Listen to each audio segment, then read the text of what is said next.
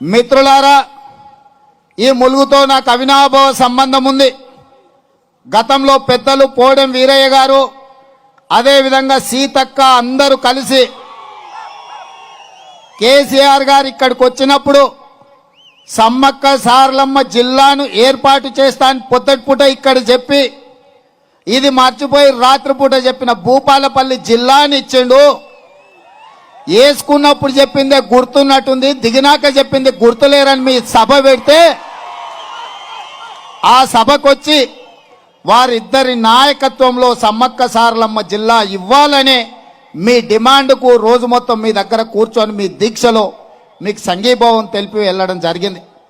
అదే కాదు, ఆదివాసీ బిడ్డల కుంభమేళ దేశంలోనే ప్రతిష్టాత్మకమైన కోట్ల మంది వచ్చే సమ్మక్క సారలమ్మ జాతరలో తెలంగాణ రాకంటే ముందు, తెలంగాణ వస్తే సమ్మక్క సారలమ్మ జాతరను జాతీయ ప్రాజెక్టుగా చేస్తా, 100 కోట్ల రూపాయలతో ఈ ప్రాంతాన్ని అభివృద్ధి చేస్తా అని సమ్మక్క మీద ఒట్టేసి చెప్పిపోయిన చంద్రశేఖరరావు ఈనాటికి కూడా సమ్మక్క సారలమ్మ జాతరకు రాలేదంటే మనుషులే కాదు దేవుళ్ళు సైతం చంద్రశేఖరరావు గారి చేతిలో మోసపోయిందని ఈ సందర్భంగా చెప్పక తప్పదు.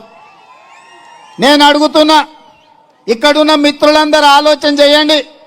మీకు ఈ ప్రాంతంలో మైనింగ్ యూనివర్సిటీ రావాల్సి ఉండే, అది ఇవ్వలేదు. జిల్లా ఇవ్వాల్సి ఉండే, అది ఇవ్వలేదు.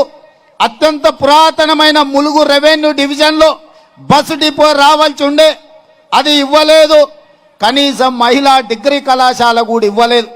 అపారమైన అటవీ సంపద, అపారమైన జలపాతాలు, ఖనిజ సంపద, ఎర్రమట్టి, డోలమైట్, నల్ల ఖనిజ సంపదను టిఆర్ఎస్ పార్టీ గోదావరిలో ఉండే ఇసుక, వీటన్నిటికీ కేసీఆర్కు దోపిడీ చేసుకోవడానికి, ఆస్తులు సంపాదించుకోవడానికి ఇవాళ ములుగు పనికొస్తుంది, కానీ అభివృద్ధికి మాత్రం ములుగు కనిపిస్తలేదు. ఈ సందర్భంగా చందూలాల్ మంత్రివర్యులు గారి గురించి 2 మాటలు చెప్పాలి. 1985లో మొదటిసారి మీరు ఓటేసి గెలిపించారు. 85 నుంచి ఇప్పటి వరకు దాదాపుగా 33-34 సంవత్సరాల నుంచి ఎమ్మెల్యేగా, మంత్రిగా, ఎంపీగా పదే మీరు గెలిపిస్తే ఆయన ఆస్తులు పెరిగినాయి, కార్లు పెరిగినాయి, బంగళాలు పెరిగినాయి. కొడుకు పదవి వచ్చింది, ఆయనకు మంత్రి పదవి వచ్చింది. ఆ మంత్రి పదవిలో కొడుకు దొంగ సంతకాలు పెట్టి లంచాలు తీసుకుంటుంటే అడగలేని పరిస్థితుల్లో చందూలాల్ మంత్రి గారు ఉన్నారంటే మీ ప్రాంత గౌరవాన్ని ఎలా తాకట్టు పెడుతుండో ఒక్కసారి ఆలోచన చేయండి.